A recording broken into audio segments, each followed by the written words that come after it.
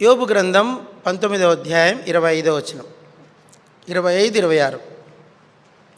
యోబు గ్రంథం 19వ అధ్యాయము 25, 26 వచనం. అందరం చదవండి. అయితే నా విమోచకుడు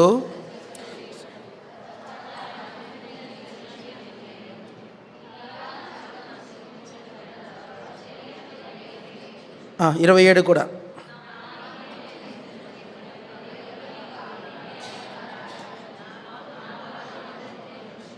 పరలోకపు తండ్రి, మహోన్నతుడైన దేవా, సర్వకృపానిధి, మంచి కాపరి, మీ యొద్దకు వస్తున్నాను తండ్రి. బలపరచు, జ్ఞాపకం చేసుకున్నాము. నీ బిడ్డలు నీ ఇంటికి వచ్చారు తండ్రి. నీ ప్రజలు నీ యొక్క ఐశ్వర్యము, నీ యొక్క ధనము, నీ యొక్క మహిమైశ్వర్యము దేవా, నీ పెండ్లి భార్య, నీ కుమారులు, నీ కుమార్తెలు, నీ రాజ్యము, నీ యొక్క బలము, నీ యొక్క ఐశ్వర్యము, శోధింప శక్యముగా నీ ఐశ్వర్యము నాయన వీరిని కనికరించుము. వాక్యం ద్వారా వారిని మరి వెతుక స్థానమును అనుగ్రహించుము ప్రభు. ఆశతో వచ్చారు, ఏదైనా దొరుకుతుందని వచ్చారు. వారిని డిసప్పాయింట్ కలగకుండా కాపాడము. వారికి గొప్ప తృప్తి మరి దేవా, లోకములో ఎక్కడా దొరకని ఆ గొప్ప సంతోషము, ఆ సమాధానం, ఆ తృప్తితో వెళ్ళగలటకు సాయించండి. దేవుని సన్నిధిలో నివసించుడు కంటే నాకు ఇంకా మరొకటి అవసరం లేదు అనేటువంటి తృప్తి వారి అంతరంగంలో కలుగునుగాక.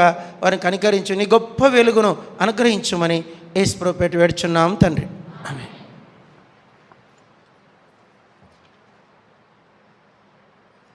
అందరూ చెప్పండి, నా విమోచకుడు సజీవుడు. అందరు చెప్పండి.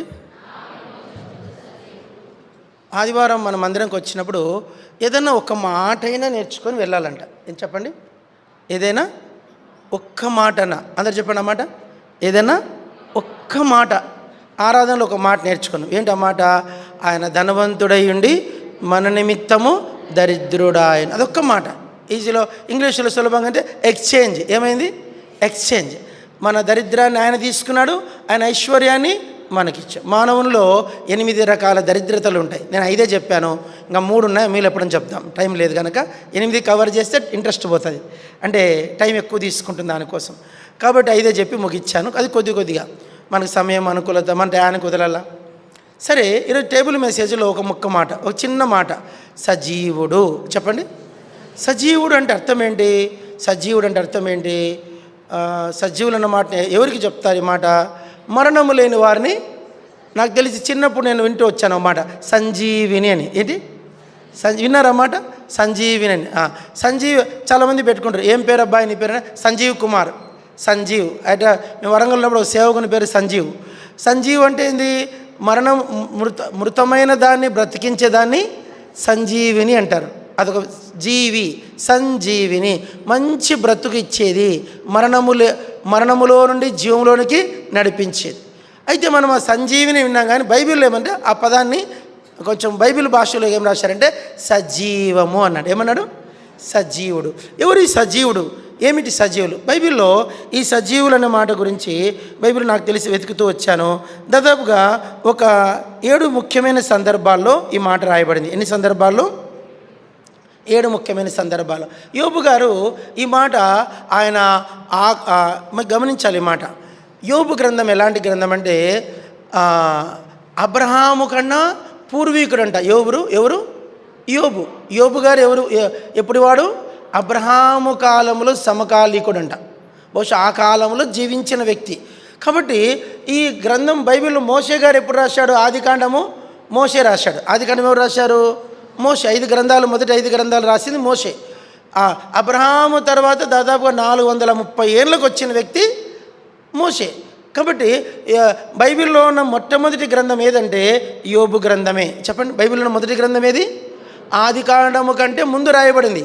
కాబట్టి యోబు గ్రంథం కాలానికి ఇలాంటి గ్రంథం అంటూ ఒకటి వస్తున్న సంగతి వాళ్ళకి తెలియదు. కానీ వాళ్ళు మరి ఆత్మీయంగా దేవునితో మరి ఎంత మంచి సంబంధం కలిగి ఉన్నారో మనకు తెలియదు. ఎందుకంటే 42 అధ్యాయాలు రాశాడు. ఎవరు? యోబు స్నేహితులు. దాదాపు యోబు స్నేహితులు, యోబు కలిసి ఒక 7 మంది వస్తారు ఈ అధ్యాయంలో, గ్రంథంలో. ఆ 7 క్యారెక్టర్సే ఈ గ్రంథం. 7 వ్యక్తులు మాట్లాడిన మాటలే యోబు గ్రంథం. ఈ యోబు గ్రంథంలో మరి యోబు ఆ దినాల్లో అంత ఆత్మీయమైన గ్రహింపు ఉంది ఆయనకు. చూడండి, అర్థం చేసి మనకి ఇప్పుడు రక్షణ ఉంది, చదువు ఉంది, బైబిల్ ఉంది, మందిరం ఉంది, సేవకులు ఉన్నారు, VBS, Sunday class, special meetings, ఇంత తెలిసినా మనకు బైబిల్ గురించి చాలా మటుకు మనకు ఏమీ తెలియనట్లే ఉన్నాం. అయితే ఆ దినాల్లో వాళ్ళకి ఏమీ తెలీదు, వాళ్ళకి అంతా తెలుసు. వాళ్ళు ఏమీ తెలియని వారిలాగా ఉన్నారు, కానీ వారికి అంతా తెలుసు, A to Z తెలుసు. ఇదే ఆత్మీయత అంటే. ఆత్మీయత అంటే ఏంటంటే ఏమీ తెలియని వారమైనట్లుండి అన్నీ తెలిసిన వారు ఉండాలి. మన చిన్న మాటల్లో ఈ గద్వాలో ఒక డాక్టర్ ఉండేవాడంట, ఏదో పేరు చెప్పారు నిన్న రాత్రి. ఆ డాక్టర్ దగ్గర ట్రీట్మెంట్ కోసము క్యూ కట్టేవాళ్ళంట. ఎంత క్యూ కట్టేవాళ్ళంట. ఎందుకంటే ఆ డాక్టర్ విచిత్రం ఏంటంటే ఒక్క మాట మాట్లాడాడు. ఆయన స్పెషాలిటీ ఏంటి చెప్పండి? ఒక్క మాట కూడా మాట్లాడేవాడు కాదంట, అస్సలు మాట్లాడాడు. కానీ గద్వాలు ఆయన దగ్గర పోయేవాళ్ళంట. అంటే అర్థమే. నేను CMCకి వెళ్ళాను. CMCలో కూడా డాక్టర్స్ దాదాపు నాకు తెలిసి 5,000 మంది డాక్టర్లు ఉంటారు హాస్పిటల్లో. ఎంతమంది?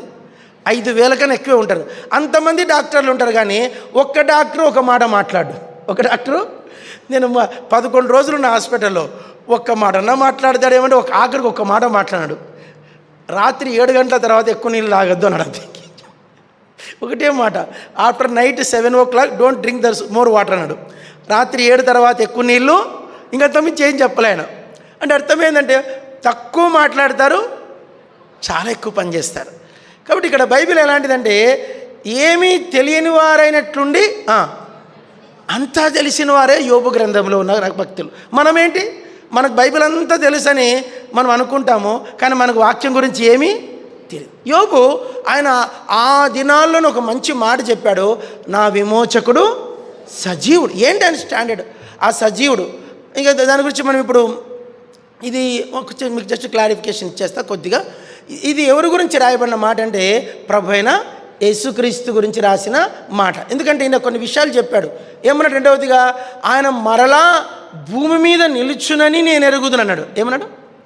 ఆయన మరలా భూమి మీద నిలుచునని నేను ఎరుగుదు. అంటే సెకండ్ కమింగ్ గురించి రాయబడిన మాట ఇది. రెండవ రాకడ గురించిన ఆయన మరలా భూమి మీద ఇంకా యేసుప్రభు ఇంకా రాలేదు. అంటే యేసుక్రీస్తు రెండవ రాకడ గురించి అప్పుడే చెప్పిన వ్యక్తి ఎవరు? యోబు. నన్ను అడిగితే రెండవ రాకడ గురించి రాసిన మొదటి గ్రంథం ఏది? యోబు గ్రంథమే. ఆయన మరలా భూమి మీద నిలిచిననియు నేను ఆయనను కన్నులారా చూచెదననియు నేను ఎరుగుదును. ఆయన ఎట్లా? ఆయన వస్తాడు, నేను ఆయన్ను చూస్తాను. ఈ రెండింటితో యోబు గ్రంథములో సారాంశం ఇది. ఇప్పుడు ఆయన మరలా వచ్చేది ఎవరు? ఇంకా ప్రభు అయిన యేసుక్రీస్తే. యేసు ప్రభు వచ్చింది ఇప్పుడు యోబు గారు పుట్టిన 2500 ఏళ్ళకి యేసు ప్రభు వచ్చాడు. చెప్పండి ఎన్ని ఏళ్ళకు? యోబు గారు పుట్టిన 2500 ఏళ్ళకు ఎవరు వచ్చారు? దగ్గర ఒకసారి 2000 ఏళ్ళు దగ్గర కరెక్ట్ చెప్పలేము, 2000 years. యోబు పుట్టిన 2000 ఏళ్ళకి యేసు ప్రభు వచ్చాడు. కానీ 2000 ఏళ్ళ తర్వాత పుట్టబోయే యేసుక్రీస్తు గురించి యేసు ప్రభు మొదటి రాకడ తర్వాత 2000 ఏళ్ళు అయింది. ఇప్పుడు 2000 ఏళ్ళు కదా, 2023. ఇది 2000 సంవత్సరాలైనా కూడా యేసు ప్రభు ఇంకా రాలా. దీని గురించి కూడా చెప్పాడు. సజీవుడు అన్నమాట దేని గురించి చెప్తుందంటే మృతులలో నుండి ఆది సంభూతుడుగా సజీవుడుగా ఆయన లేచాడు. దేవదూతలు అన్నారు, సజీవుడైన వారిని మీరు మృతులలో ఎందుకు వెదకుచున్నారు? దేవదూత చెప్పిన మాట ఇది. యేసుప్రభు పేరు ఏం పేరు? సజీవుడు. ఈ మాట యోబు చెప్పాడు. మనం చదివితే మాట ఒకసారి చదవండి. లూకా సువార్త 24వ అధ్యాయం తీసుకోటక్కని చదవండి. చదవండి 5వ వచనం, 24:5. త్వరగా. వారు భయపడి ముఖమును నేల మోపి ఉండగా మీరు సజీవుడైన వారిని మీరు ఎందుకు మృతులలో వెతుకుచున్నారు? అందరూ ఒక మళ్ళీ చదవండి.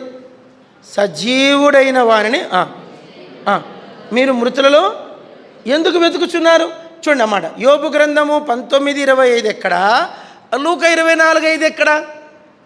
మీకు అర్థమైంది మాట. యోబు 19:25 అక్కడ ఏమన్నాడు? నా విమోచకుడు అప్పుడు చెప్పిన మాట. అది ఎప్పుడు? ఆ మాట ఎప్పుడు నెరవేరింది? 2000 సంవత్సరాల తర్వాత ఆ మాట బైబిల్లోకి వచ్చింది. ఈ మధ్య గ్యాప్ను ఎలా వీళ్ళు ఎంత గ్రహింపులో ఉన్నారు చూడండి. నేను అనుకుంటాను వీళ్ళు ప్రవక్తలు. వీళ్ళు ఎవరండి? ప్రవక్తలు అంటే పరిశుద్ధ ఆత్మతో నింపబడిన వారు. ఆత్మ వాళ్ళ మీదకి వచ్చేది, పరిశుద్ధ ఆత్ముడు వచ్చినప్పుడు వాళ్ళు ఆ మాటలు చెప్పేవారు. సరే, దాన్ని మనం ఇప్పుడు డెప్త్కి వెళ్ళలేము, అది మొదటి విషయం. ఇప్పుడు రెండో విషయం, సజీవుల దగ్గరికి వెళ్ళిపోదాం. చదవండి. మనం రెండవ సజీవులు అంటే ఎవరు, వారికి ఉన్నటువంటి ప్రత్యేకత ఏంటి, వారి ద్వారా వారికి మనకున్న సంబంధం ఏంటి, మనము సజీవులమా కాదా అనే దాని గురించి మనం ఆలోచిద్దాం. రెండో పాయింట్కి వెళ్ళిపోదాం. చదవండి. మత్తయి సువార్త 8వ అధ్యాయంకి వద్దాం. మాథ్యూ 8. అందరు చదవండి త్వరగా, టైం ఎక్కువ లేదు కనుక మనం కొద్దిగా చదువుదాము. మత్తయి సువార్త 8వ అధ్యాయము 21-22 వచ్చాను. శిష్యులలో మరి ఒకడు ప్రభువా, నేను మొదట వెళ్ళి నా తండ్రిని పాతిపెట్టుటకు నాకు సెలవిమ్మని ఆయన అడుగగా, యేసు అతన్ని చూచి, నన్ను వెంబడించము, మృతులు తమ మృతులను పాతి పెట్టుకొననిమ్ము. చిన్న జాగ్రత్తగా. ఇప్పుడు యేసుక్రీస్తు వారికి ఆరంభంలో 70 మంది శిష్యులు ఉండేవాళ్ళు. ఎంతమంది చెప్పాలి? ఎంతమంది ఉండేవారు? 70 మంది ప్లస్ 12 మంది, మొత్తం 82 మంది శిష్యులు యేసు ప్రభువుకు. అయితే చాలామంది, బహుశా చాలామంది ఉండొచ్చు. ఈ 80 అందులో ఒక శిష్యుడు, బహుశా ఈ 12 మంది శిష్యుల్లో ఒకడైనా ఉండొచ్చు. మనకి ఏ శిష్యుడు అనేది ఇక్కడ పేరు లేదు.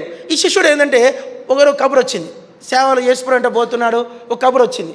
కబురు వచ్చి, బాబు అన్న, బహుశా ఎవరై ఉండొచ్చు అంటే అనుకుందాం, మత్తయ్య గారు అనుకోండి. ఎవరితను? మత్తయ్య గారు, శిష్యుడైన మత్తయ్య. చెప్పు నాయనా, మీ నాన్న చనిపోయాడు అన్నాడు. నాన్న చనిపోయాడా? అంతలో యేసుప్రభు దగ్గర పర్మిషన్ కావాలి కదా, చెప్పండి. యేసుప్రభు పర్మిషన్ తీసుకోవాలి లేదా? వచ్చి అయ్యా ప్రభు అన్నాడు. చెప్పు మత్తయ్య అన్నాడు. ఏం లేదు ప్రభా, మా నాన్న చనిపోయాడంట, మా నాన్నని సమాధి చేసుకొని వస్తా ప్రభా, మళ్ళీ సేవకు వస్తా. జాగ్రత్త రండి. కన్న తండ్రి, చెప్పండి, కడుపున కన్నటువంటి కన్న తండ్రి జాగ్రత్త రండి. కన్న తండ్రి చనిపోతే సమాధికి వెళ్ళాలా లేదండి? మెసేజ్ వచ్చింది, మీ నాన్న చనిపోయాడని తెలిసింది నీకు, ఊర్లోనే ఉన్నావు, గద్వాల దగ్గరే ఉన్నావు, జంషేడ్లో ఉన్నావు, గద్వాలో మీ నాన్న చనిపోయాడు, వెళ్ళాలా లేదా సమాధికి? చెప్పండి, వెళ్ళాలా లేదా? మళ్ళీ ఒక్కసారి చెప్పండి, వెళ్ళాలా లేదా అండి? 100% వెళ్ళాలా? యేసుప్రభు పంపించాడా? ఈ గివెన్ పర్మిషన్? నో. కన్న తండ్రి చచ్చిపోతే యేసు ప్రభు సమాధికి పంపలేదు. ఇది జరిగింది హెబ్రోన్లో కూడా. హెబ్రోన్లో 2 సిస్టర్స్ ఉండేవాళ్ళు, మందాకిని, సౌదామిని. పేరు చెప్పండి. వాళ్ళిద్దరు అక్కా చెల్లెలు. ఇద్దరు ఆ దినాల్లో గవర్నమెంట్ ఎంప్లాయర్స్ అంట. 1964లో ఆ దినాల్లో వాళ్ళ నాన్న విమానములో వచ్చి హెబ్రోన్లో వదిలేసిపోయాడంట సేవకు. ఫ్లైట్లో తీసుకొచ్చండి సేవకు వచ్చే అమ్మాయిని. వాళ్ళది గుజరాత్, అహ్మదాబాద్లో పెద్ద వెల్ సెటిలర్స్ అంట, వెరీ వెరీ వెల్ చాలా ధనవంతులు. ఆ మందాకిని, సౌదామిని వాళ్ళు మార్వాడీస్. ఆ మార్వాడి ఈ సిస్టర్స్ ఇద్దరు ఆ దినాల్లో గవర్నమెంట్ ఇద్దరు పెళ్లి కాలేదు. మందాకిని సిస్టర్ నిజంగా మందాకిని లాగా, అంటే సౌదామి, వాళ్ళిద్దరు కూడా చక్క బొమ్మలాగా ఉండేవాళ్ళు ఆ దినాల్లో. ఈ బొమ్మలు ఇద్దరు వాళ్ళు భక్సింగ్ గారు వాక్యం విని ఇద్దరు అక్క చెల్లిద్దరు, అక్క నేను సేవకి వెళ్తాను అక్క అనేదంట మందాకిని. సౌదామిని ఏంటంట, నువ్వు వెళ్తే నేను ఉంటాను, నేను కూడా వస్తాను ఏంటంట. ఇద్దరు విశ్వాసులు, మంచి అక్క చెల్లెలు. ఈ కాలం అక్క చెల్లెలాగా కాదు. అక్క చెల్లి ఇద్దరు మాట్లాడుకొని సరే పోదామని చెప్పేసి భక్సింగ్ గారు లెటర్ రాశారంట. భక్సింగ్ గారు వెంటనే దొరికిన చేపను దొరికిన పట్టేవాడంట. భక్సింగ్ గారు రిప్లై, ఇమ్మీడియట్లీ ప్లీజ్ కమన్ అంట. వెంటనే తండ్రికి చెప్పారు. తండ్రి పాపం బాధపడి గవర్నమెంట్ జాబ్ రిజైన్ చేశారు. 64లో జరిగింది ఇది. ఇద్దరు రిజైన్ చేసేసి ఇద్దరు ఫ్లైట్కి వాళ్ళ నాన్న తీసుకొచ్చి హెబ్రోన్లో వదిలిపెట్టిన తర్వాత కొద్ది రోజుల తర్వాత వాళ్ళ నాన్న చనిపోతే అప్పుడు వాళ్ళిద్దరిని తీసుకొని భక్సింగ్ గారు కాలింపాంగ్ కాన్వకేషన్లో ఉన్నాడంట. కాలింపాంగ్ కాన్వకేషన్లో వాళ్ళు అడిగారంట, మా నాన్న చనిపోయాడు, వార్త వచ్చింది బ్రదర్ అంటే, నో నీడ్ గో అన్నాడు. వెళ్ళడానికి భక్సింగ్ గారు పంపలేదంట. వాళ్ళ నాన్నకి రక్షించబడలేదు, మనకు తెలియదు విషయము. నాకు మందాకినాక పర్సనల్గా చెప్పింది, అబ్రామ్ ఈ దినాలు ఒట్టిగా సేవకు వచ్చిన వాళ్ళు ఊరికి తుర్రుమని ఇంటికి పోతారు, తుర్రుమంటే ఇంటికి పోతారు. అమ్మకు జలుబు చేస్తే ఇంటికి పోయి సేవకు వచ్చిన అమ్మాయిలు ఉన్నారు. నాన్నకు జలుబు వస్తే ఇంటికి పోయి సేవకు వచ్చిన అమ్మాయిలు ఉన్నారు. ఒకసారి ఒక అమ్మాయి సేవకు వచ్చింది, వాళ్ళ తాత కాళ్ళు వాసినాయంట. ఏంటి తాత కాళ్ళు వాయవండి, కిడ్నీ ప్రాబ్లం ఉంటే కాళ్ళు వస్తాయి, బీపీ ఎక్కువైతే కాళ్ళు వాస్తాయి. తాత కాళ్ళు వాస్తే ఈ అమ్మాయి నేను బెంగ పెట్టుకొని మా ఇంటికి పోతా. మీ నెంబర్ చెప్తే పోయింది ఆ పిల్ల. వాళ్ళ నాన్న ఫోన్ చేసి వెంటనే వచ్చినాడు. వాళ్ళ నాన్న తీసుకున్నాడు. అంతే, అటు సేవ వదిలేసి అట్లా ఇంటికి పోయింది. సేవ వదిలేసింది అమ్మాయి. జరిగింది ఇది మా సర్వీసులో, మా దగ్గర జరిగింది. భక్సింగ్ గారు ఆ ఇద్దరు మందాకిని, సౌదామిని నాన్న చనిపోతే పంపలేదంట. కారణాలు ఏమో నాకు తెలియదు, కానీ మందాకిని అక్క నాకు పర్సనల్గా చెప్పింది. అనే అంశం ఏంటంటే, ఇప్పుడు యేసు ప్రభు కూడా కన్న తండ్రి చనిపోతే చెప్పండి, సేవ అంటే నీకు నాకు అర్థం. ఇది బిజినెస్ కాదు, ఇది ఉద్యోగంగా, ఇది వ్యాపారం కాదు. సేవ అంటే జాగ్రత్తలు అందరూ వెళ్ళమాట. సేవ అంటే వ్యాపారం కాదు, సేవ అంటే ఉద్యోగం కాదు, సేవ అంటే రాజకీయం కాదు, సేవ అంటే వ్యవసాయం కాదు, సేవ అంటే ఇంకేదో కాదు. నువ్వు అనుకునేది ఏది కాదు సేవ అంటే. ఇది డిఫరెంట్. ఇప్పుడు ఐఐటి వాళ్ళకు మా కూతురు ఐఐటి అని చెప్పుకోదు కానీ జస్ట్ మాట చెప్తున్నా. ఐఐటిలో నేను పోయినా కాలేజీ పోతానే ఆ కాలేజీ బయట ఒక మాట ఉంది. ఆ మాట నా బల పట్టుకుంది. అందరు చెప్పండి, IIT is not a difficult, it is different. ఏం రాశారు వాళ్ళు? IIT is not a difficult, it is different. ఇది కష్టమైంది కాదు, కానీ ఇది ప్రత్యేకమైనది, ఇది వ్యత్యాసమైంది. ఆ మ్యాథ్స్ వేరు, ఆ కథ వేరు. వాళ్ళు ఒక ప్రాబ్లం ఇస్తారంటే ఆ ప్రాబ్లము అది ఇంతవరకు ఏ బుక్లో ఉండదంట, ఏ నోట్బుక్లో, టెక్స్ట్ బుక్లో ఉండదు. ఆ ప్రాబ్లం మనమే అర్థం చేసుకొని మనమే సాల్వ్ చేయాలంట. టీచర్స్ కూడా చెప్పారంట. That is different. ఇప్పుడు బైబిల్ కూడా, ఇప్పుడు మీరు లోకం గమనించండి, మీరు దేవుని బిడ్డల మందిరంకి వచ్చారు. మీకు నేను చెప్పేది ఏంటంటే, అన్ని చర్చలు వేరు. ఇదే గద్వాల్లో 11 చర్చలు ఉన్నాయి. జాగ్రత్త అండి మాట. ఈ గద్వాల్లో 11 చర్చలు ఉన్నాయి. 11 చర్చలు వేరు, కర్మేలు వేరు. ఇది వేరు, ఇది డిఫరెంట్. ఈ కర్మేలు సంఘం అనేది డిఫరెంట్. ఇది లేని బోధలు చెయ్యదు, తప్పుడు బోధలు చేయదు. ఒక ఆమె వచ్చింది మన నాయన, నా మోకాళ్ళు నొప్పి ప్రార్థన చేయనిది. ఆమె వయసు 82, 83 ఉన్నాయి. 82 ఏళ్ళకి మోకాళ్ళ నొప్పులు నాకు ఏమొస్తాయన్నా? అమ్మ నాకు కూడా ఇట్లా అన్నాను, నాకు కూడా మోకాళ్ళ నొప్పులు ఉన్నాయవ్వా, నువ్వే నాకు ప్రార్థన చేయి. ఏం పాస్టర్ నువ్వు మోకాళ్ళ నొప్పులు ప్రార్థన చేయమంటే నా నొప్పులకు ప్రార్థన చేయమంటావా? నువ్వేం పాస్టర్ అనేది. అమ్మ నీకు 83 ఏండ్లు, ఈ వయసులో మోకాళ్ళ నొప్పులు రాక ఏం చెప్పమ్మా? ఏమొస్తాయి? ఇంకా దేవుని చిత్తం ఆ ఏజ్కి అవన్నీ సమస్యలు వస్తాయి. నువ్వు దానికి పట్టుకొని మోకాళ్ళ నొప్పులకి నూనె డబ్బా తెచ్చుకుంటే ఇది అట్లాంటి ప్రార్థనలు చేసే చర్చి కాదని చెప్పిన. నూనె డబ్బాలకు ప్రార్థన చేసే చర్చి కాదు ఇది. హెబ్రోన్లో భక్సింగ్ గారు ఏ రోజు నూనె డబ్బా పట్టుకొని తిరగలేదంట. ఏ రోజు నూనె డబ్బా పట్టుకొని తిరగలేదు భక్సింగ్ గారు. మాకు కూడా హెబ్రోన్లో నేర్పిలే. మాకు హెబ్రోన్ నూనె డబ్బాలు పట్టుకొని తిరగమని నేర్పిలే. భక్సింగ్ గారు ఏనాడు నూనె డబ్బా పట్టుకొని తిరగలేదే. ఇది డిఫరెంట్ చర్చ్. ఇది ఏంటంటే అందరు చెప్పండి, స్వస్థతలు పలకరండి మబ్బులు. స్వస్థతలు భూలోకానికి, రక్షణ పరలోకానికి. మళ్ళీ చెప్పండి, స్వస్థతలు తాత్కాలికం, రక్షణ శాశ్వతం. స్వస్థతలు ఎక్కడికండి? నీ ఇప్పుడు కడుపులో గడ్డ ఉందన్న పోయింది, రేపైనా కొత్త గడ్డ వస్తుంది, రేపు ఇంకో కొత్త గడ్డ వస్తుంది, ఇంకో కొత్త గడ్డ వస్తుంది, ఇంకో గడ్డ వచ్చి నేను నిందలేదే బొందలేదు. ఎట్లా పోయాడురా? క్యాన్సర్ వచ్చి పోయాడు. ఏదో వస్తుంది. నేనైనా సరే ఈరోజు ఉన్న మనిషి రేపు ఉండే గ్యారంటీ లేదు. పెద్ద సేవకులే. అమృతరాజు గారిని గొప్ప సేవకుడు, ఆయన చాలా మంచి సేవకుడు. 42 ఏళ్ళకే క్యాన్సర్తో చనిపోయాడు. భక్సింగ్ గారు తర్వాత ఈయన నెక్స్ట్ అనుకున్నాడు. హెబ్రోన్ అంతా నెక్స్ట్ ఈయనే. మా భక్సింగ్ గారి కన్నా ముందు వెళ్ళిపోయాడు. 30-40 ఏళ్ళ క్రితం ముందు వెళ్ళిపోయాడు. డాసన్ గారు అనుకుంటా ఈయన భక్సింగ్ గారి తర్వాత అనుకుంటా. ఓ రోజు ఆదివారం ఆరాధనకు భక్సింగ్ గారు అందరు కలిసి ప్రార్థన చేయండి, చాలా బాగుంటుంది. సంఘ పెద్దలు జీటీ బెంజమిన్ అందరు పెద్దలు కలిసి ప్రార్థన చేసి భక్సింగ్ గారు, Dawson today you can take the worship mess అండి. ఎస్ బ్రదర్ అంట. టీ తాగారంట. టీ తాగినాక ఆఫీస్కి అట్లా వస్తారంట. అందరూ వస్తారంట ఆఫీస్కి వచ్చి ఇట్లా కూర్చునంట. అట్లా పోయిందంట. ఎక్కడికి? పరలోకానికి. మెసేజ్ చెప్పడానికి బైబిల్ పట్టుకుని ఆదివారం వచ్చి టీ తాగి భక్సింగ్ గారితో కలిసి ప్రార్థన చేసి వచ్చి ఆఫీసులో కూర్చొని చెప్పండి పరలోకం వెళ్ళిపోయారు. ఇది అంటే అంశం ఏంటంటే, మరణం అనేది ఎవరికి ఎప్పుడైనా వస్తుంది. మనం ఈ లోకములో బ్రతకడానికి యేసుని నమ్ముకోవాల్సిన అవసరమో లేదు. అందరూ చెప్పండి, మనము ఈ లోకములో బ్రతకడానికి యేసుప్రభువుని నమ్ముకోవాల్సిన అవసరము లేదు. ఇది పరలోకము కోసం యేసుప్రభువుని నమ్ముకోవాలి. ఎవరైనా జబ్బులు, రోగాలు, స్వస్థతలు ఆ మాటలు ఉన్నాయి, కానీ అంత అవసరమేమీ లేదు. దేవుని చిత్తం, ప్రభు చిత్తం ప్రభుకి అప్పగించుకోవాలా, ప్రభుగా అడగాల. ఏదైనా లోపం ఉందా? ఎందుకు ప్రభు నన్ను రోగం పెట్టావు? నా రోగం ఇది కారణం ఏంటి? ప్రభు చూపిస్తాడు. చూపించినప్పుడు సరి చేసుకో, దేవుడు స్వస్థపరుస్తాడు. బైబిల్ ఏముంది? ఆశా పాదములలో జబ్బు పుట్టగా యెహోవాను ఆశ్రయించకుండా వైద్యులను ఆశ్రయించండి. ఇక్కడ ముందు దేవుని దగ్గరికి వెళ్ళు. ప్రభు నాకు ఈ జబ్బు ఎందుకు వచ్చింది? నాకు ఈ రోగం ఎందుకు వచ్చింది? నాకు ఈ వ్యాధి ఎందుకు వచ్చింది? ముందు దేవుణ్ణి అడుగు, ఆ తర్వాత దేవుడు దాని గురించిన వివరణ ఇస్తాడు, స్వస్థపరుస్తాడు. ఎందుకంటే నువ్వు పరలోకం వెళ్ళాలంటే నూరంతల పరిశుద్ధుడు కాదు. కానీ అంశం ఏంటంటే ఇక్కడ ప్రభు వాడు సేవకుడు వచ్చి, అయ్యా నేను మా నాన్న చనిపోయాడు, జాగ్రత్త అండి, మా నాన్న చనిపోయాడు సమాధికి పోతా అంటే యేసుప్రభు ఏం చెప్పాడు చెప్పండి? పొమ్మన్నాడా? పర్మిషన్ ఇచ్చాడా? ఇది బైబిల్ అంటే, ఇది బైబిల్ అంటే. This the Bible, this is the Bible, this is the Bible. ఎవడో దూర బంధువు చూడటం, వాడెక్కడో వేలు విడిచిన మేనమామ అత్త కొడుకు ఉంటాడు, వాడు చేస్తే ఆదివారం గుడి కొట్టి చర్చికి పోతావు, సమాధికి పోతావు. ఇక్కడ ప్రభు ఇంకో మాట చెప్పాడు, చెప్పండి అందరు పలకండి. మృతులు, పలకండి, మృతులు తమ మృతులను పాతి పెట్టుకొననిమ్ము. ఏమన్నాడు ఇక్కడ? మృతులు, మన భాషలో చెప్తా చెప్పండి.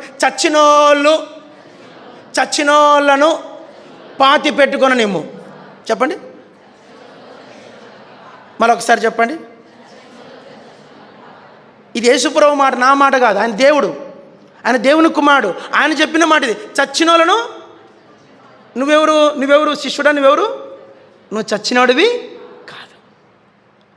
జాగ్రత్త, నువ్వు చచ్చినోడివి అయితే వెళ్ళి సమాధి పెట్టుకోపో, బొంద పెట్టుకోపో, నీకు అదే కావాలి కదా అవసరం. వాళ్ళతో కలిసి ఏడుపో. ఇంకా ఈ దినాల్లో కూడా క్రైస్తవులు ఒట్టొట్టోళ్ళు చచ్చిపోతే కూడా, నిజమైన భక్తుడు చచ్చిపోతే ఒక కన్నీళ్ళు గారిస్తే దానికి అర్థం ఉంటుంది. ఒట్టొట్టోళ్ళు చచ్చి నరకానికి పోయింటాడు, వాడు చచ్చిపోయి నరకానికి పోయింటాడు. వాని విషయమే ఎంతో దుఃఖపడతారు. ఎడవల్ల తప్పు లేదు, కానీ దానికి అది రక్షణ లేకుండా చచ్చిపోయాడని చెప్పి ఏడు. ఎందుకేడు? అయ్యో వీడు చచ్చి నరకానికి పోయాడని ఏడు. దానికి అర్థం ఉంటుంది. వాడు చనిపోయాడని ఏడిస్తే దానికి అర్థం లేదు. కానీ మృతులు తమ మృతులను, సంఘానికి వస్తున్నావు, సంఘంలో మందిరంలోకి వచ్చావు, నువ్వు మృతులైన జాబితాలో ఉండకూడదు, సజీవుల జాబితాలోకి. ఎందుకంటే మన విమోచకుడు ఎవరు? సజీవుడు. మనం కొలిచే దేవుడు ఎవరు? సజీవుడైన వారిని మృతులలో మీరు ఎందుకు వెతుకుచున్నారు? సజీవుడైన వారిని. ఈ దేవుడు ఏం దేవుడు? మన దేవుడు సజీవుడు, మృతుడు కాదు. సజీవుని కొలిచే వాళ్ళు కూడా ఎవరు? సజీవు. ఒకటి. రెండో బయటికి వెళ్ళిపోదాం, చదవండి. లూకా సువార్త 20, లూకా 20 చదవండి. లూకా సువార్త 20. ఏం వాక్యం అండి, చదవండి. లూకా 20 చదవండి. లూకా సువార్త 20 అందరు చదవండి. ఇదంత పెద్ద కథ ఉంది. లూకా సువార్త 20వ అధ్యాయము 29వ వచ్చి చదవండి. 7 సహోదరులుండ్రి. మొదటివాడు ఒకడు స్త్రీని పెళ్లి చేసుకుని సంతానం లేక చనిపోయి, రెండవ వాడు 30 కూడా చదువు, రెండవ వాడు మూడవ వాడు ఆమెను పెళ్లి చేసుకుని, ఆ ప్రకారమే 7 ఆమెను పెండ్లాడి సంతానం లేక చనిపోయి, పిమ్మట ఆ స్త్రీయు చనిపోయాను. కాబట్టి పునరుత్థానమందు ఆమె ఎవరికి భారీగా ఉండునని ఆ 7 ఆమె భారీగా ఉండును కదా అని. చాలు, ఇక్కడ చదవండి ఒక్క నిమిషం. 27 నుంచి చదువుకుందాం. 27 పొదను గురించిన 37 పొదను గురించిన భాగంలో తమ్మి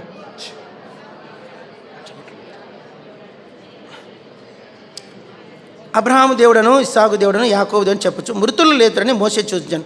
ఆయన సజీవులకే దేవుడు కానీ మృతులకు దేవుడు కాడు. ఆయన దృష్టికి అందరూ జీవించే వారికి ఉత్తరం.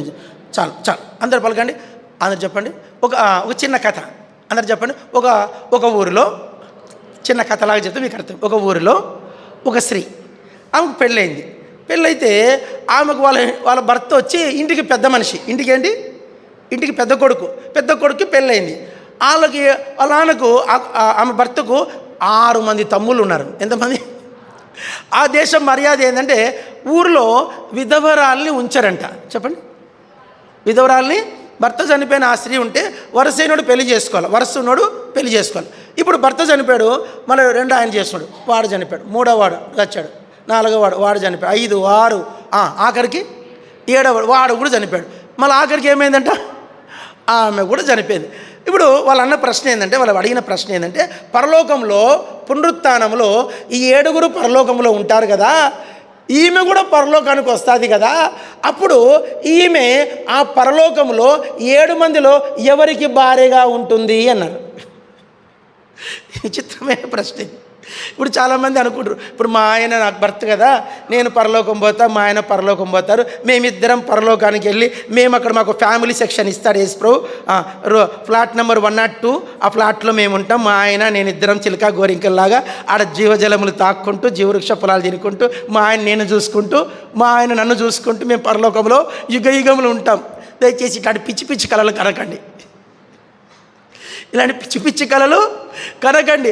అక్కడ అందరు చెప్పండి, పరలోకానికి మగ పురుషులు ఎవ్వరు పోరు, అట్లని స్త్రీలు కూడా పోరు. ఇది ఎట్లా బ్రదర్, ఇదెంత పెద్ద బాంబేసినావు? మీరు ఈ లోకానికే స్త్రీలు, మీరు ఈ లోకానికే పురుషులు. ఈ దేహం విడిస్తేనే మీరు స్త్రీలు కాదు, మీరు పురుషులు కాదు. మీరెవరు పరలోకములు అంటే ఎవరి స్పెషల్ క్రియేషన్. ఆ సృష్టి ఇంకా మానవ జ్ఞానానికి అందలేదు. ఆ సృష్టి పరలోకము ఎలా ఉంటుంది, పరలోకములో పరిశుద్ధులు ఎలా ఉంటారు, వాళ్ళకి మీసాలు గడ్డాలు ఉంటాయా? నో, తెలీదు, మనకు తెలీదు. వాళ్ళు స్త్రీలు కదా, స్త్రీలు అయితే స్త్రీలాగా వయ్యారంగా నడుస్తారా? ఆడ కూడా బ్యూటీ పార్లర్లు ఉంటాయా? ఆడ కూడా మాకు మేకప్ షోరూమ్, మేకప్ కిట్ దొరుకుతుందా? దయచేసి ఇలాంటి ఆశలు మీరు పెట్టుకోకండి. ఆడ మీరు సిస్టర్స్ కాదు, మీరు ఆడ ఎవరు పెళ్ళిళ్ళు కావు, ఆడ ఫంక్షన్ హాల్ లేవు, భరత్తులు లేవు, డీజేలు లేవు. ఇప్పుడు భార్య ముందు చచ్చిపోయి పరలోకం వెళ్ళిపోయింది అనుకోండి, భర్త చచ్చిపోయినాక పరలోకం వచ్చినప్పుడు భర్త నాకు ఎదురుగా వచ్చి హాయ్ డార్లింగ్ అని వచ్చినావా భూలోకం నుంచి అని కలుసుకుంటాడేమోనని మీరు ఎదురు చూసారు. అంత వట్టి మాట, ఎవరి దొంగ మాటలు. అలాంటి కళలు ఏమైనా కంటూ ఉంటే ఈ రోజు నుంచి మర్చిపోండి. బైబిల్ అలా చెప్పదు. బైబిల్ వాటికి స్థలమే, అలాంటి వాటికి బైబిల్ ఏం లేదు చెప్పండి, స్థలము లేదు. పరలోకం అనేది ఏంటంటే అది సజీవుల లోకం. చెప్పండి, అలా వాళ్ళకి ఇంగ్లీష్లో ఏముంది, సజీవులు ఏమన్నారు ఇంగ్లీష్లో? ఇంగ్లీష్లో ఏ పదం ఉందండి? ఏమన్నా ఎవరైనా ఇంగ్లీష్ బైబిల్ చదువు, సరే మనకు అవసరం లేదు. సరే, కాబట్టి సజీవులు. ఇప్పుడు ప్రభుని అడిగాడు, ఒక వ్యక్తి అడిగిన ప్రశ్నకు జవాబు ప్రభు చెప్పిందంటే, అయిలారా మీ దేవుడు, బైబిల్ ఆ మాట పొదను గురించిన భాగములో దేవుడు నేను అబ్రహాము దేవుడను, ఇస్సాకు దేవుడను, యాకోబు దేవుడని చెప్పాను. ఆయన సజీవులకే దేవుడు కానీ మృతులకు దేవుడు కాదు. ఈ విషయం మీరు ఎరగవాలని నేను మీతో చెప్పుచ్చున్నా అని చెప్పి తెలిపాడు. ఇప్పుడు మన దేవుడు ఎవరంటే చిన్న మాట. ఇప్పుడు చాలామంది ఇట్లా ఏమనుకోకండి, ఇట్లా పోయేటోళ్ళు నేను ఎప్పుడో చూస్తూ ఉంటా, ఇట్లా పోయేటోళ్ళు వచ్చేటోళ్ళు పాపం చూస్తూ ఉంటా, ఇట్లా చర్చి కట్టి ఒక నిమిషం ఆగి ఇట్లా అనుకొని పోతూ ఉంటారు. ఇట్లా అనుకొని ఓ ముద్దు ఇచ్చేసి పోతూ ఉంటారు యేసుప్రభుకి. ఇక్కడి నుంచి మొదలు పెడతారు, ఇక్కడి నుంచి మొదలు పెడతారు, నాకు తెలియదు. ఇక్కడి నుంచి మొదలు పెట్టి ఇట్లా అనుకొని ఇట్లా యేసుప్రభుకి ఒక ముద్దు ఇచ్చేసి వెళ్ళిపోతారు. దయచేసినండి, వాళ్ళంతా క్రైస్తవులు అనుకునేరు మీరు. నిన్న ఒక సందర్భం వచ్చి ఒక మాట్లాడొచ్చాడు. ఆ చర్చి గురించి ఒక సందర్భం గురించి, ఒక చర్చి గురించి వస్తే ఆ చర్చిలో ఆయన అన్ని పాపకార్యాలు జీవిస్తాడు కదనా అని ఒక ఆయన చెప్తున్నాడు. అంటుంటే ఇంకొక బ్రదర్ అంటున్నాడు, ఆడ ఎవరు ఇంకా మాటలు శృతి మించుతున్నాయి మాటలు. నాకు భయం వేసింది. అందుకేనేమో భక్సింగ్ గారు ఒక మాట, ఏ సహవాసములో నువ్వు చేరవద్దు. భక్సింగ్ గారు దేవుడు చెప్పింది ఏంటి చెప్పండి? ఏ సహవాసములో నీవు చేరవద్దు. నా అనుమతి లేకుండా ఏ సహవాసములో బోధ చేయడానికి కూడా నువ్వు వెళ్ళొద్దు. ఇంకోటి, ఏ సహవాసం యొక్క పద్ధతులు కూడా నువ్వు కాపీ చేయొద్దు. ఏ సహవాసం పద్ధతులు కాపీ చేయొద్దు. మీరు నమ్మండి ఈ మాట.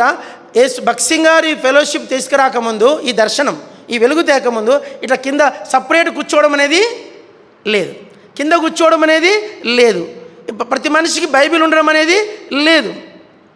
ఓన్లీ పాస్టర్ గారి దగ్గర మాత్రం బైబిల్ ఉండేది, బోధ చేసేవాడు, పంపించేవాడు. కాబట్టి ఈ సహవాసం ఏంటంటే సజీవుల కొరకైన సహవాసం. చెప్పండి, చెప్పాలి, ఏ సహవాసం ఇది? ఈజ్ అలైవ్ అంటే బ్రతికున్న మనుషులు వీళ్ళు. నిజంగా మీరు కూడా ప్రశ్నించుకోవాలి. ఒకవేళ నువ్వు యేసుప్రభు ఆండవరే అని ఎంత పెద్దగా యేసుప్రభుని వర్ణించినా నువ్వు దేవుని దృష్టిలో సజీవుడవా మృతుడవా అనేది ప్రశ్న. నువ్వు సువార్త చెప్పచ్చు, హెబ్రోన్లో నువ్వు సువార్త టీంకి వెళ్ళి సువార్త పరిచయం చేయొచ్చు, వ్యాన్ నడపచ్చు, వ్యాన్ కూడా నడపచ్చు, సువార్త వ్యాన్లో వారం రోజులు వ్యాన్ నడపచ్చు, నువ్వు అన్ని పనులు చేయొచ్చు, సమర్పణ కూడా చేయొచ్చు. మందిరంలో నిలబడి హెబ్రోన్లో ఒకసారి ఒక ఆయన వస్తాడంట, ఆయన వచ్చాడంట, పెట్టే తాళం తీస్తేనే బ్యాగులోంచి కట్టలు వేస్తాడంట. ఆయన వేసి వెళ్ళిపోతాడంట. ఆయన వస్తాడు, ఎప్పుడన్నా ఒకసారి వస్తాడంట, ఎక్కడి నుంచి వస్తాడో తెలియదంట. ఇప్పటికీ ఆయన వస్తాడు కట్టలేసి. నువ్వు కట్టలు కానుక వేయచ్చు, వ్యాన్ తోలొచ్చు, సువార్త చేయొచ్చు, వారం రోజులు సువార్త క్యాంపులు ఉండొచ్చు, కరపత్రికలు పుస్తకాలు సూపర్ పంచొచ్చు, నువ్వు పరిచర్య చేయొచ్చు, వాక్యం చెప్పొచ్చు, తెల్లబట్టలు వేయచ్చు. కానీ నీకు ప్రశ్న వేసుకో, నువ్వు సజీవుడవా మృతుడవా? చెప్పండి అందరమాట. అందరి ప్రశ్న ఏంటి? నీవు సజీవుడవా మృతుడవా? సజీవునికి ఉన్న లక్షణాలు ఏంటి? నీకు ఏ సహోదరుని మీద నీకు అభ్యంతరం ఉంటే బల్ల వదిలిపెట్టి వెళ్ళి సమాధాన పడొచ్చి బల్ల తీసుకోవాలి. వాడే సజీవుడు. ఎవరినైనా ఒక్క వ్యక్తినైనా పనికిమాలిన వాడా అంటే ఆ వ్యక్తి దగ్గరికి వెళ్ళి సమాధాన పడి క్షమాపణ కోరుకొని వచ్చి బల తీసుకో. మోహపు చూపుతో ఒక్క స్త్రీని కూడా చూడకుండా, ఏ అపవిత్రమైన మోహపు చూపు లేకుండా ఉంటే నువ్వు సజీవుడో బల తీసుకో. బైబిల్ చెప్పింది అవే. బైబిల్ చెప్పింది ఏంటి? నీకు ఉన్నదానితో తృప్తి కలిగి ఉండు, లంచములు తీసుకోవద్దని బాప్తిచ్చు యోహాను ఖచ్చితంగా చెప్పి, నీకు కలిగిన వాటితో తృప్తి ఉంది. నీకు ఒకవేళ 4 అంగీలు ఉంటే కనీసం ఒక్క అంగీ అన్న వేరే వానికి చెప్పు, ఇవ్వాలి. అలా ఇస్తే నువ్వు సజీవుడవు. మొత్తం ఉండవన్నీ నేనే కట్టుకుంటానంటే చెప్పండి, నువ్వు సజీవుల లెక్కలోకి రావు. నీకున్న దాంతో తృప్తి. మదర్ తెరీసా చనిపోయినప్పుడంట ఆమె 3 చీరలే ఉన్నాయంట. ఎన్ని చీరలు ఉన్నాయంట? 3 చీరలతో చచ్చిపోయింది మదర్ తెరీసా. మన అంశం ఏంటంటే తృప్తి లేకుండా జీవించడం కూడా సజీవుల లెక్కలోకి రాదు. ఇంకా ఇంకా ఇంకా మనకు అవసరం లేదు. లోకంలో ఎంతో ఉంది, అంత అవసరం లేదు. నేను సజీవుని, నేను పరలోకం వెళ్ళాలి. ఆ నిరీక్షణతో జీవించితే ఆ నిరీక్షణతో బతికితే నువ్వు సజీవుడు. యేసుప్రభు చెప్పిన 3వ అంశం. ఒక అంశం ఏంటి? సజీవుడు. 2వ అంశం ఏంటి? ఆయన మృతులను పాతి పెట్టుకోను. 3వది ఏంటి? సజీవులకి మాత్రమే ఏమనుంది? సజీవులకే దేవుడు కానీ మృతులకు దేవుడు. జాగ్రత్త. ఈరోజు మందిరంలోకి రావచ్చు, నువ్వు కూర్చోవచ్చు. యవనస్తులారా, నువ్వు సజీవుడవా మృతుడవా? నువ్వు ప్రొద్దునే నీ కాన్షియస్ నిద్ర లేపి నేను బైబిల్ చదువుకొని ఇస్తే నువ్వు సజీవుడు. మనం ఒకరింటికి విజిటింగ్ పోతేనే యవనస్తుడు ఇంతున్నాడు, వాడు తుంట మన మందిరికి వస్తారు వాళ్ళు. నేను వస్తూనే వాడిని చూస్తే వాడిని రక్షణ లేదు, వాడు బాప్తిసం తీసుకోలే, వాడిని పట్టుకుందాం అనుకొని కూర్చున్నాను. వాడు లోపల బాత్రూంలోకి వెళ్ళిపోయాడు. బాత్రూమ్కి డోర్ వేసుకున్నాడు. నేను మీ నంబర్ చెప్తే బాబుని పిలవక్క అంటే, అన్న వాడు రాడన్నానింది. ఎందుకు అక్క అంటే, వాడు రాడన్నానింది. ఎందుకక్క? బాత్రూమ్ ఉన్నాడు కదా అక్క అంటే, వాడు రాడన్నా, నువ్వు వెళ్ళిపోయేదాకా రాడన్నాడు. నేను అనుకున్నాను వాడు ఎంతసేపు రాడు నేను చూస్తా అనుకున్నా. మీరు నంబర్ చెప్తే గంట సేపు కూర్చున్నా వాడు రాలే. పాపం నాకు బాధ అనిపించింది. పాపం బాత్రూంలో సెంటు వాసన ఎందుకులే, వాడిని తిప్పలు, వాని బాధలు ఎందుకులే, నేను పోతే వాడన్నా వచ్చి ఊపిరి తీసుకుంటాడని చెప్పేసి సారీ సిస్టర్ చెప్పి వెళ్ళిపోయినా. మరి వీడిని ఏమనాలి చెప్పండి? సజీవుడు అనల్లా? చెప్పండి. మృతుడైన వాని సమాధి కూడా నువ్వు చెప్పండి వెళ్ళకూడదు. జాగ్రత్త. ఎవని బొందలకి వాని బొందకు పోవద్దు. నువ్వు ఎవనికి పడితే వానికి మట్టేయద్దు. నువ్వు ఎవని బొంద కంటే వాని బొందకు పోవద్దు, ఎవనికంటే వానికి మట్టి. నీ మట్టేసి దానికి కూడా ఒక వాల్యూ ఉండాల. నువ్వు మట్టేసావంటే వానికి ఒక వాల్యూ ఉండాల. నేను ఈ మనిషిని మరలా పరలోకంలో చూస్తాను అనే నిరీక్షణ యథార్థత ఉంటేనే నువ్వు మట్టేయి. ఎవనికి పడితే వానికి నేనేదో ఏదో పుణ్యం కట్టుకోవాలి, పుణ్యకార్యం అని మట్టి వేసి పెడతా అంటారు. నీ మీద కూడా మట్టేస్తారు ఒకరోజు, గుర్తుపెట్టుకో. సజీవులకే దేవుడైనా మృతులకు దేవుడు కాదు. ఏ విధమైన కల్మషము. నేను సజీవుల రాజ్యంలోకి ప్రవేశించాలి. ఆడ నా భార్యతో నేను హ్యాపీగా హనీమూన్ చేసుకునే కాదు. అది హనీమూన్ ప్లేస్ కాదు, పరలోకం. నీ భార్యకు నీ భర్తకు సంబంధమే లేని రాజ్యం అది. తెలీదు మనకు దాని గురించి ఏమీ మాట్లాడడానికి బైబిల్లో ఒక హింట్ కూడా ప్రభు ఇవ్వలేదు. 3 4 తీయండి. ఏం వాక్యం అండి, ఇప్పుడు దొరికిపోతారు అందరూ. తీయండి. కీర్తనలు 27. ఏం వాక్యం అండి. ఈ వాక్యం మీ ఇంట్లో దయచేసి ఈరోజు వెళ్ళి రాసుకోండి. వాక్యం 27వ కీర్తన చదవండి, 13వ వచనం. ఏం వాక్యం అండి, నాకు చాలా చాలా ఇష్టం ఈ వాక్యం. స్టార్ట్. చదవరా. సజీవుల దేశమున నేను యెహోవా దయను పొందునన్న నమ్మకము నాకు లేని ఎడల నేనేమవుదును. మళ్ళీ ఒకసారి చదవండి. సజీవుల దేశమున నేను యెహోవా దయను పొందుదునన్న నమ్మకం నాకు లేని ఎడల, ఇదేం మాట అండి? ఏమ్మా మీకు ఎంతమందికి అర్థమైంది వాక్యం? చెప్పండి, చెయ్యి ఎత్తండి. ఏమర్థమైంది చెప్పండి చూద్దాం. చూడకుండా చెప్పండి. చెప్పరండి. సజీవుల దేశం, రవణ చెప్పాలా? కిరణ్ అన్న చెప్పాలా? సజీవుల దేశమున యెహోవా దయను పొందుదును అన్న నమ్మకం నాకు లేని ఎడల నేనేమవుదును? ఇప్పుడు చిన్న మాటను, మీరందరూ మందిరానికి వచ్చారు, కర్మేల మందిరానికి వచ్చారు. మీరందరూ ఒక దినం వస్తుంది, ఒక 40 ఏళ్ళ తర్వాత మనలో ఎవరు 90% ఉండరు. ఈ బ్యాచ్లో ఉంటారు కొంతమంది 40 ఏళ్ళకు. ఈ 40 ఏళ్ళకు మనందరూ మొత్తం 90% వెళ్ళిపోతాం. ఓన్లీ యూత్ బ్యాచ్ ఉంటారు. ఇప్పుడు మనం ఒక 400 మంది, 400 మందిలో 350 మంది దేహం విడిచిపెట్టాం. చెప్పండి, ఏం విడిచిపెట్టాం? దేహం విడిచిపెట్టి అక్కడ ప్రత్యక్షమైన అనుకోండి. ప్రత్యక్షమైన 2 రకాలు ఉంటారంట, జాగ్రత్త గుర్తుపెట్టుకోండి. ఒక గుంపు ఎలా ఉంటారంటే దిగంబరంగా నిలబడతారంట. చెప్పండి అన్నమాట. ఎలా నిలబడతారంట? దిగంబర మనుషులు వాళ్ళ గుంపు ఉంటారంట. దిగంబర మనుషులు వాళ్ళందరూ ఫిమేల్ మేల్ లేదులేండి, ఆ గుంపు అంతా ఉంటారంట. గుంపు అంతా వాళ్ళందరూ కూడా దిగంబరంగా ఉంటారు. ఇంకో గుంపు ఉంటుందంట, వస్త్రము ధరించిన వారి గుంపు ఉంటుంది. ఈ గుంపు ఏంటి? చెప్పండి. వస్త్రము ధరించిన గుంపు. ఈ గుంపు ఏంటి? దిగంబర గుంపు. ఊహించుకోండి ఒకసారి, ఊహించుకోండి ఎలా ఉంటుందో ఆ దినం నా సిచ్యువేషన్. ఆ గుంపులో అప్పుడు గ్రంథములు తెరవబడతాయి. ఇక్కడ బతికింది బతుకు కాదు, గద్వాల బతికింది బతుకు కాదు. ఆ దినమున ఆ జడ్జిమెంట్ రోజు గ్రంథము తెరవబడుతుంది. ప్రతి మాట అందరు చదవండి. 50 కీర్తన అలా ఈ పేజీ వదిలిపెట్టకండి. 50 ఇది అట్లా ఉంచుకొని 50 కీర్తనకి రండి. 50 కీర్తన చదవండి. 50 కీర్తన చదవండి. 50 కీర్తన అందరు చదవండి. అందరు చదవండి. కొంచెం ఓపిక చేసుకోండి.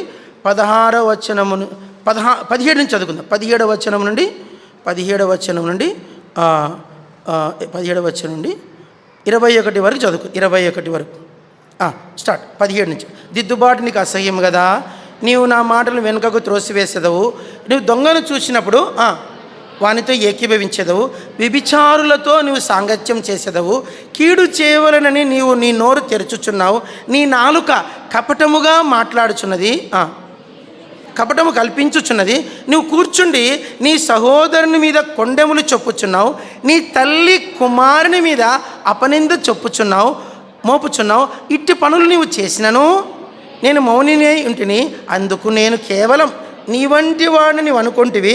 ఇక్కడ వెయిట్, ఇది కొంచెం నొక్కి చదవండి. అయితే నీ కన్నుల ఎదుట ఈ సంగతులను నేను వరుసగా ఉంచి, ఎట్లా ఉంచుతాడంట? అందరు చెప్పండి. అయితే నీ కన్నుల ఎదుట ఈ సంగతులను నేను ఎట్లా ఉంచుతాడంట? డేట్ జూన్ 24 ఏమేం చేసావు అన్నీ లిస్ట్ ఇస్తాడంట. 24 జూన్ 24, 2023 మొత్తం డే అంతా ఏం చేసావు లిస్ట్ ఇస్తాడు. ఏం యూత్ మీకే చెప్పేది మొత్తం మీ లిస్ట్ అంతా. నిన్న ఒక్కరోజు మీరు ఏం మాట్లాడినారు? వినండి బాబు, పిల్లలు నన్ను చూడు, కెవిన్ చూడు, నన్ను చూడు. నిన్న ఒక్కరోజు ఏమేం మాట్లాడినావు లిస్ట్. నిన్నొక్కరోజు ఏమేమి చేసినావు లిస్ట్. నిన్నొక్కరోజు ఎంత టైం వేస్ట్ చేసినావు లిస్ట్. నిన్నొక్కరోజు ఎక్కడెక్కడ తిరిగావు లిస్ట్. నిన్నొక్కరోజు నీ యొక్క జీవన విధానం ఎలా ఉంది లిస్ట్. ఎన్ని కాని మాట్లాడినావు లిస్ట్. నీ మొబైల్ ఎన్నిసార్లు టచ్ చేసినావు లిస్ట్. ఎన్నిసార్లు బైబిల్ తీసినావు లిస్ట్. అంత లిస్ట్ ఇస్తే, ఒక్కరోజు తీస్తేనే ఏమైపోతాం. నేను మొన్న ఒక మీటింగ్లో ఒక 10 మంది యవనస్తులు ఉన్నారు, ఇక్కడ కాదు ఎక్కడో.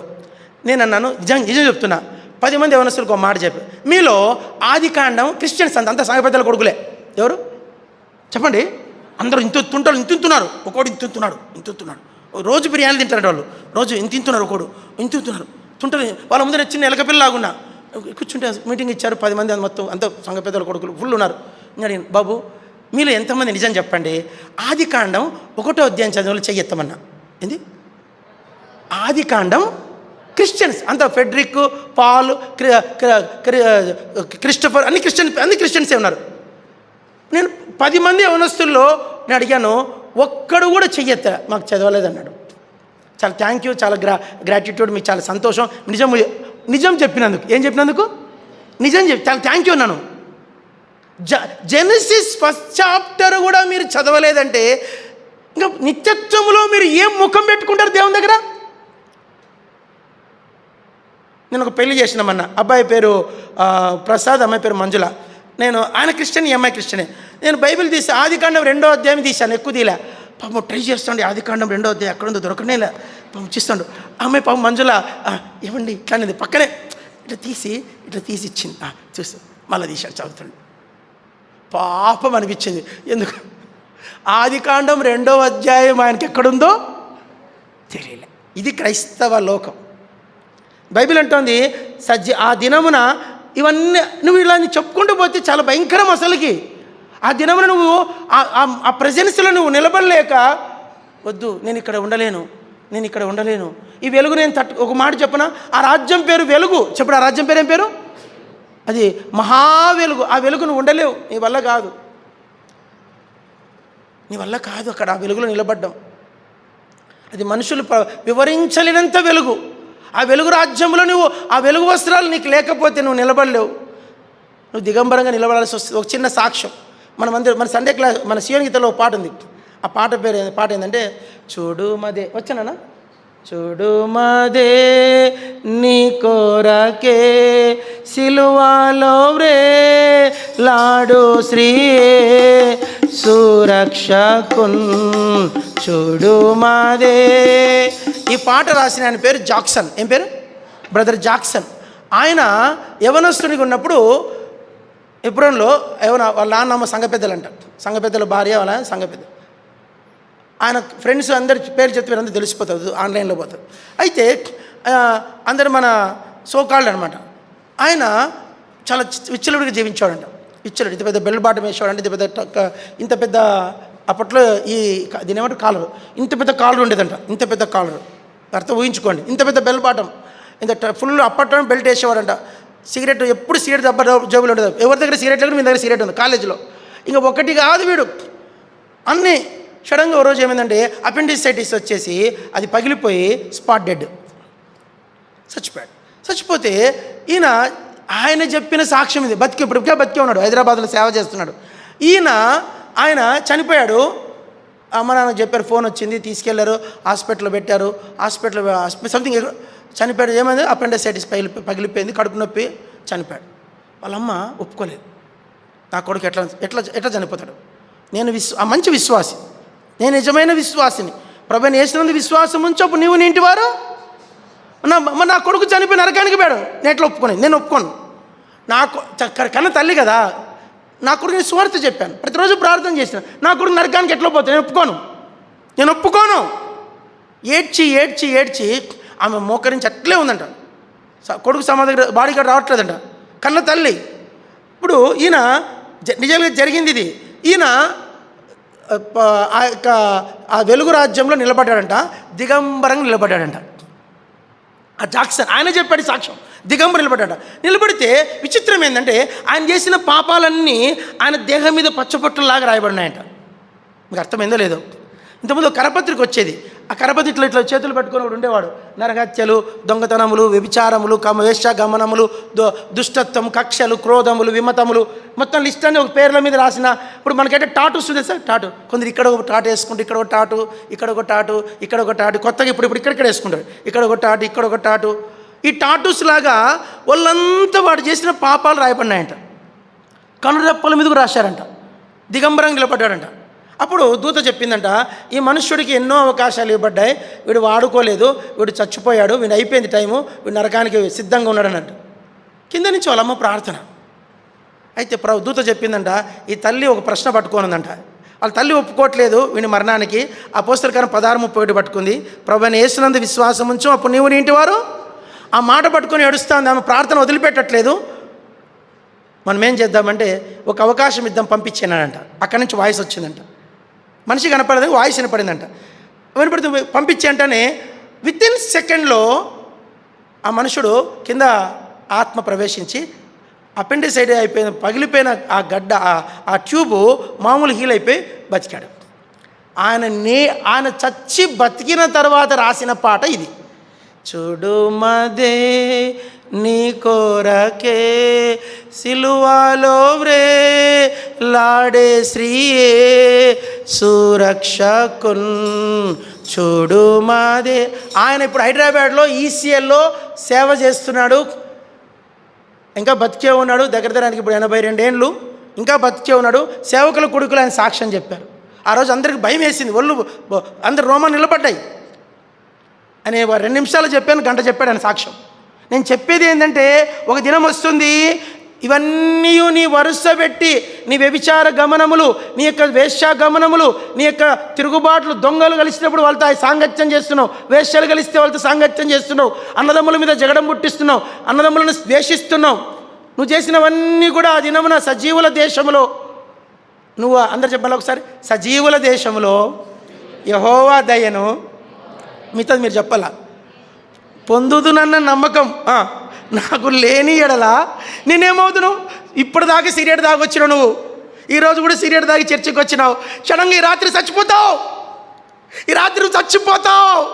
ఈ రాత్రి నువ్వు చచ్చిపోతావు. దిగంబరంగా నిలబడతావు దేవుని ఎదుట. దిగంబరంగా నిలబడతావు దేవుని ఎదుట. ఇంతవరకు బ్యాప్టిజం తీసుకోలే నువ్వు. బ్యాప్టిజం తీసుకోలే నువ్వు ఈ రాత్రి చచ్చిపోతే బైబిల్ అంటుంది, చెప్పండి, నమ్మి బాప్తిజం పొందినవాడు రక్షింపబడను, నమ్మని వానికి బాప్తిజం లేదంటే కూడా నరకమే. గుర్తుపెట్టుకో. నువ్వెంత భక్తుడు అయినా కూడా, నువ్వు దశంభాగం నమ్మకంగా తెచ్చిన ప్రతి నెల 5,000 కానుకేసిన నువ్వు నరకానికే. నీ కానుక నేను రక్షించదు, నీ తెల్లబట్లు నేను రక్షించదు, నీ ప్రైజ్ లాడ్ నేను రక్షించదు, నీ భార్య నేను రక్షించదు, నీ బైబిల్ నేను రక్షించదు. చెత్త బైబిల్ పట్టుకో చర్చికి వచ్చినా నేను రక్షించదు. ఇది నువ్వు నమ్మి బాప్తిజం తీసుకో, రక్షించబడుతుంది. బైబిల్ చెప్తుంది. భూమి ఆకాశం గతించిన బైబిల్ గతించదు.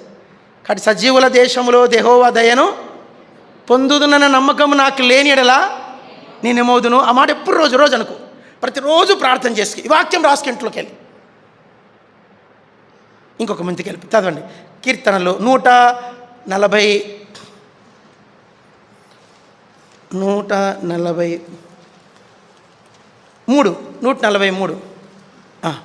2వ వచనం చదువు. సజీవులలో నీ సేవకునితో వ్యాజ్యమాడకము, సజీవులలో ఒకడును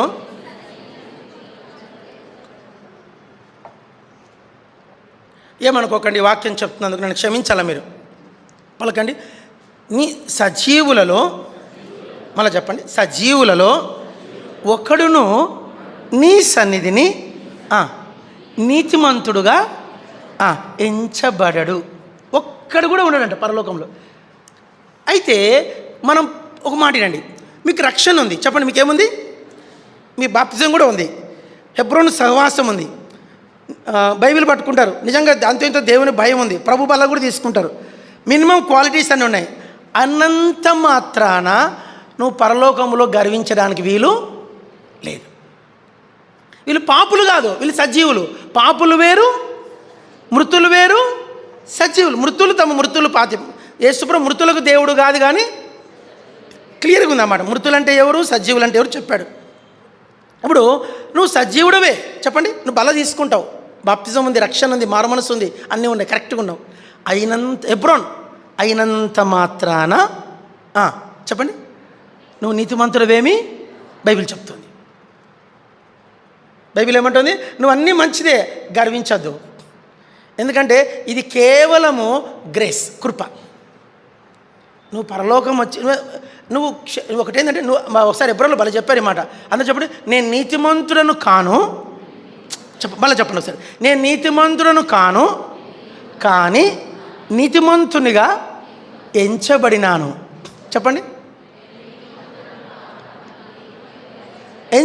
నీతిమంతులు వేరు, నీతిమంతులుగా ఎంచబడిన. మనం ఎవరు? నీతిమంతులమా? నీతిమంతులముగా ఎంచబడిన వారం. కాబట్టి ఇప్పుడు ఈరోజు ఈ విషయం మనము ఖచ్చితంగా ఆత్మీయమైన గ్రహింపు మనకు కలిగి ఉండాలి. ఇంకొంచెం ముందుకు వెళ్ళిపోదాం. యెషయా గ్రంథం 38:19. సమయం అయిపోతుంది కనుక యెషయా 38కి వెళ్ళిపోదాం, టైం అయిపోతుంది. యెషయా 38 చదువుకున్నాం. 38 అందరు చదవండి. 18, 19 వచ్చారు. యెషయా 38:18. పాతాళము నీకు స్తుతి కలగదు, పాతాళము నీకు స్తుతి కలగదు, మృతి నీకు కృతజ్ఞతా స్తుతి చెల్లింపదు. సమాధిలోనికి దిగువారు నీ సత్యమును ఆశ్రయించరు. సజీవులు సజీవులే కదా నిన్ను స్తుతించెదరు. ఈ దినమున నేను తండ్రులు కుమారులకు నీ సత్యం తెలియజేతురు. యెహోవా నన్ను రక్షించువాడు. మన జీవిత దినములన్నీ యెహోవా మందిరంలో తంతి వాద్యములు వాయింతుము. ఇది పెద్ద కథ, చిన్న కథ చెప్తా, చిన్న స్టోరీ లాగా చెప్పేస్తాను. ఈయన పేరు హిజ్కియా. ఏం పేరు? ఈయనకు పెద్ద క్యాన్సర్ వచ్చింది. వీపున ఏమొచ్చిందంట? క్యాన్సర్ వచ్చింది. దేవుడు చెప్పాడు అనుకో, నువ్వు చనిపోతావు అని చెప్పాడు. ఏం చెప్పాడు? నీ క్యాన్సర్ వచ్చింది బిడ్డ, నువ్వు పోతావు అన్నాడు. అంటూనే చాలా మంచోడు అతను. చెప్పండి, చాలా చాలా మంచోడు. బైబిల్ గ్రంథములో ఇలాంటి రాజు మన చరిత్రలో ఇంతవరకు పుట్టలేదు, అంత మంచి రాజు. అప్పుడు వెంటనే మందిరంలోకి వెళ్ళి ఏడ్చాడంట. నేను నీ ఎడల యథార్థ హృదయుడనై నీ కొరకు జీవించితునో నీకు తెలుసు కదా ప్రభువా, నన్ను జ్ఞాపకం చేసుకున్నాడంట. అంటూ ఆయన కన్నీళ్ళు చూస్తానే దేవుడు కరిగిపోయాడు. అందరు చెప్పండి, ఒకసారి చెప్పండి, అందరు చెప్పాలా. ప్రతిరోజు లేదని, ప్రతిరోజు లేకున్నా పర్లే, వారానికి ఒకరోజు, త్వరగా చెప్పండి, వారానికి ఒకరోజు కన్నీళ్లతో ముఖం కడుక్కునే వాళ్ళు ఆత్మీయంగా చాలా సౌందర్యంగా ఉంటారు. మళ్ళీ చెప్పండి చూద్దాం. కన్నీళ్లతో వారానికి ఒక్కసారన్న, ఎన్ని రోజులకు ఒకసారి కన్నీళ్లతో ముఖం కడుక్కునే వాళ్ళు ఆత్మీయంగా చాలా సౌందర్యంగా ఉంటారు. ఎంతమంది కన్నీళ్లతో కడుక్కునే వాళ్ళు చెయ్యెత్తండి. నేను నిజంగా ఏడ్చుకుంటే నేను ప్రార్థన చేసుకున్నా అలా ఒక్కసారి చెయ్యెత్తండి. ఎప్పుడు చేయలేదా? ఎప్పుడు చేయలేదమ్మా? అందరూ చేశారులేండి. కన్నీటి ప్రార్థన అనేదంట. ఇప్పుడు మనకు ముఖం కడికి ఏం సోపు వాడతారా? ఏం జాన్పని ఏం సోపు వాడతాను? సంతూరా? ఏం ఆశయాలు? నువ్వు వాడే సోపు నాకు కావాలయ్యా. ఏం సోపు వాడతావా? లిరిల్ అంట. ఓకే, ఏదో ఒక సోపు వాడతాడు. మీరు సోపు వాడడం చాలా తెల్లగా, అందంగా, చక్కగా తయారైనారు.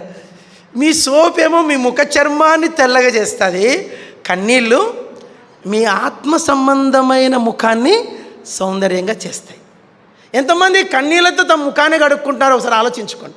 కన్నీళ్ళు ఉన్న వాని దగ్గర గర్వం ఉండదు. ఇంకా కన్నీటిలో ఏముండదండి? అందరు చూడండి, కన్నీళ్ళలో గర్వము కొట్టుకుపోతుంది, అసూయ కొట్టుకుపోతుంది, దరిద్రము కొట్టుకుపోతుంది, చెడుతనం కొట్టుకుపోతుంది. కన్నీళ్ళు పలకరేంటంటే కన్నీళ్ళు చెయ్యలేని కార్యం అంటూ ఏది ఉండదు. కన్నీటికి అసాధ్యమైనది లేదు.